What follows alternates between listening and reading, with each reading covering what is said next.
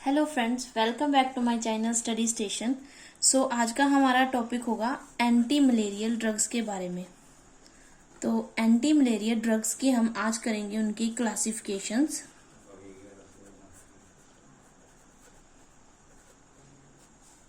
उनका मलेरिया का life cycle और बेसिकली जो क्लासिफिकेशन के अंदर हमारी ड्रग्स आती हैं उनका mechanism of action. So let's start.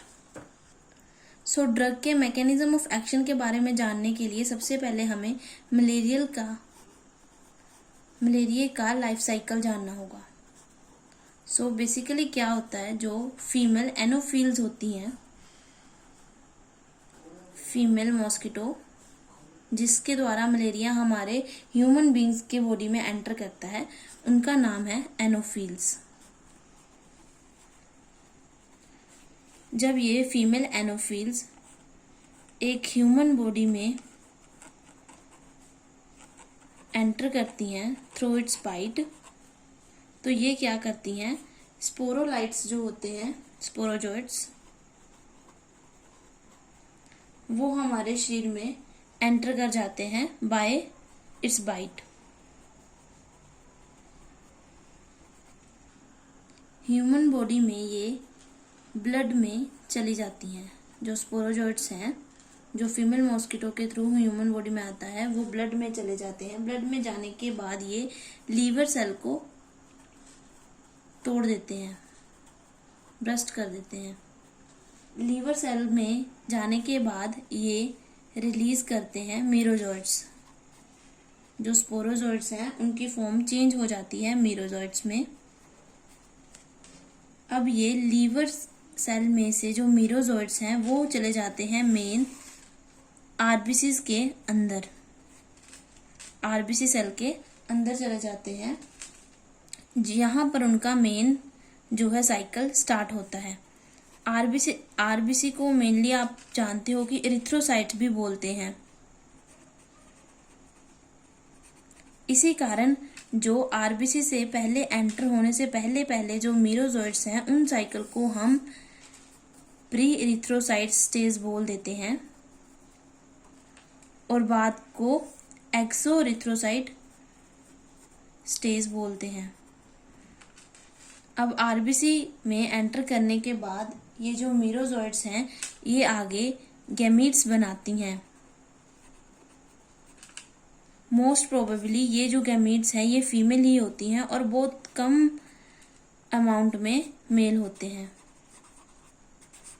अब जब यही गैमीट्स जो हैं फिर से जब कोई मॉस्किटो ह्यूमन बॉडी की बाइट लेता है, ये गैमीट्स उनमें चली जाती हैं और वहां पर बायसेक्सुअली फिर से स्पोरोलाइट्स उनकी फीमेल गट में प्रोड्यूस्ड होते हैं। फीमेल गट में स्पोरोजोइट्स बनते हैं जो फिर एक फीमेल मॉस्किटो के through by bite human body में आ जाते हैं। ये सारा साइकिल होता है how to malaria occur in human body. So basically क्या होता है, सिम्टम्स, जब लीवर सेल्स में से मीरोजोइट्स आरबीसी में एंटर करते हैं तो ह्यूमन बॉडी में सिम्टम्स आने स्टार्ट हो जाते हैं। उनको फीवर आना स्टार्ट हो जाता है, उनको चिल्स आने स्टार्ट हो जाते हैं। इन सिम्टम्स से हमें पता चलता है कि मे बी ये मलेरिया हो सकता है। तो अब हम पढ़ते हैं mechanism of action of drugs की, वो इस साइकिल में कैसे एक्ट करते हैं और मलेरिया को प्रिवेंट करते हैं। तो मैकेनिज्म ऑफ एक्शन के लिए पहले हमें जानना होगा टाइप्स ऑफ मलेरिया। ये मैं आपको शॉर्ट में फॉर्म में बता देती हूँ, ज्यादा ब्रीफली करने की मैं कोशिश करूंगी। बेसिकली मलेरिया जो है वो 4 टाइप का होता है। पी डिनोट करता है प्लाज्मोडियम मलेरिया।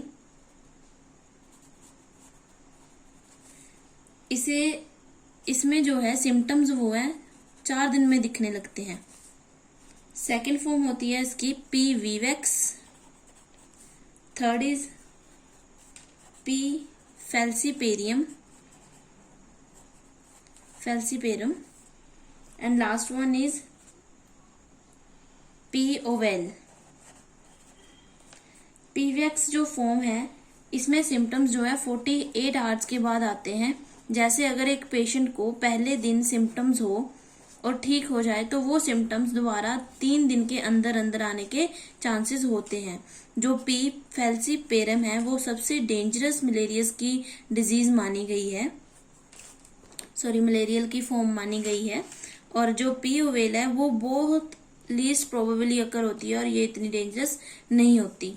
तो अब हम पढ़ते हैं इनके क्लासिफिकेशन के बारे में। तो जब हम बात करते हैं क्लासिफिकेशन की तो इनको जो मैं आपको बताने जा रही हूँ बेसिकली वो 4 टाइप में डिवाइड किया गया है। फर्स्ट होती हैं जो वो है, फर्स्ट है क्विनीन सॉल्ट, ये एल्कलॉइड्स होते हैं, सिनकोनिया के एल्कलॉइड्स होते हैं basically. Second one is 4 amino quinone, 4 amino quinolines. Third one is 8 amino quinolines. ये क्लासिफिकेशन आपका एक पूरा क्वेश्चन के टाइप में तैयार हो सकता है, नोट्स इसके एक क्वेश्चन के टाइप में तैयार हो सकते हैं। और last one is biguanides. So quinine salt जो है वो मैंने आपको बताया कि ये एल्कलॉइड्स होते हैं सिनकोनिया के। 4 अमाइनो क्यूनोलाइंस में हमारी आ जाती हैं ड्रग्स जैसे क्लोरोक्विन, अमाइनो क्लोरोक्विन, ठीक है, अमोडोया, डायाक्विन्स, हाइड्रोक्सी क्लोरोक्विन। अमाइनो क्यूनोनोल्स में आ जाते हैं प्राइमाक्विन फॉस्फेट। बिगानाइड्स में आ जाते हैं प्रोग्वानिल। अब हम इसके मैकेनिज्म एक्शन थोड़े थोड़े से करके इसी साइकिल में समझ लेते हैं। तो फर्स्टली हमारी आ जाती है क्विनीन सॉल्ट, जो कि मैंने आपको बताया कि सिनकोनिया के एल्कलॉइड्स होते हैं। सो ये बेसिकली क्या करते हैं, बेसिकली फर्स्ट जो हमने पढ़े हैं क्यूनीन सॉल्ट। क्यूनीन सॉल्ट क्या करते हैं, आरबीसी में आने से पहले ही जो हमारे स्पोरोजोइट्स हैं, जो ये स्पोरोजोइट्स हैं, ये आरबीसी से आने से पहले ही लीवर सेल से पहले या लीवर सेल में भी इनको जो है रोक लेते हैं, इनकी एंट्री नहीं होने देते। कौन, क्यूनीन सॉल्ट्स जो है सिनकोनिया के जो एल्कलॉइड्स हैं, ये इनका मैकेनिज्म ऑफ एक्शन है। अगर वो जो मलेरिया के स्पोरोजोइट्स हैं उनको यहीं पर खत्म कर देंगे तो वो मीरोजोइट्स की फॉर्म में नहीं बन सकेंगे, आरबीसी में नहीं आ सकेंगे, मतलब कि उनका असेक्सुअल जो साइकिल है वो नहीं स्टार्ट हो पाएगा, जिससे हमारे गैमेट्स प्रोड्यूस नहीं होंगे और ये दोबारा मॉस्किटो में नहीं जा सकेगा। तो ये जो ड्रग है एज ए एंटी मलेरियल इस तरह काम करती है। और सेकंड हमारा आ जाता है 4 अमाइनो क्यूनोल्स, जिसमें आ जाती हैं क्लोरोक्विन। तो क्लोरोक्विन का बेसिकली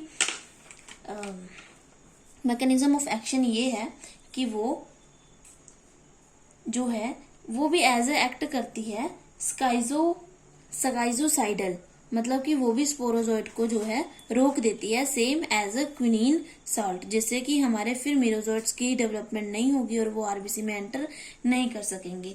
तो ये जो क्लोरोक्विन है ये मैंने जो आपको पढ़ाए ये पी फैल्सीपेरम और पी विवैक्स में ज्यादातर यूज की जाती है। अब थर्ड टाइप आ जाती है अमाइनो क्यूनोल्स, जिसमें आ जाते हैं प्रीमाक्विन फॉस्फेट। तो प्रीमाक्विन फॉस्फेट जो है वो दोनों प्री एरिथ्रोसाइटिक फेज जो मैंने आपको बताया जो आरबीसी से पहले होता है उसमें, और एक्सोरिथ्रोसाइटिक फेज दोनों में काम करती हैं। इन दोनों में ये ड्रग यूज की जाती है। कैसे, ये जो है एक्सोरिथ्रोसाइटिक फेज में जो गैमेट्स बनते हैं आरबीसी ब्रस्ट होने के बाद, उन गैमेट्स को ही डायरेक्टली किल कर देती है, इनको ही किल कर देती है प्रीमाक्विन जो है। सो ये उसका मैकेनिज्म ऑफ एक्शन हो गया। गैमीट्स नहीं बनेंगे तो फीमेल जो गैमीट्स हैं वो मॉस्किटो में बाइट के थ्रू नहीं जा सकेंगे, जिससे आगे स्पोरोजोइट्स नहीं बनेंगे, तो हमारा मलेरिया जो है वो प्रोटेक्ट हो जाता है। और लास्ट वन जो आ जाते हैं बिगानाइट्स, ये क्या करते हैं, ये प्रोफाइल एक्सिस एक्शन को रोक देते हैं। उनके मतलब जब सिम्टम्स आने स्टार्ट हो जाते हैं, उनके सिम्टम्स को ही ये ड्रग्स जो हैं रोक देती हैं, जिससे मलेरिया प्रोटेक्ट हो जाता है। सो फ्रेंड्स, ये था हमारा आज का mechanism of action, types of malaria और एंटी मलेरियल ड्रग्स। सो अगर आपको मेरी वीडियो पसंद आई हो तो प्लीज़ लाइक करना मत भूलिएगा और please subscribe my channel study station. और मैं उम्मीद करती हूँ कि आप मुझे नए से नए टॉपिक जो आपको चाहिए हो मेरे को बताना पसंद करेंगे, और कमेंट बॉक्स में बताना मत भूलिएगा। Thank you so much.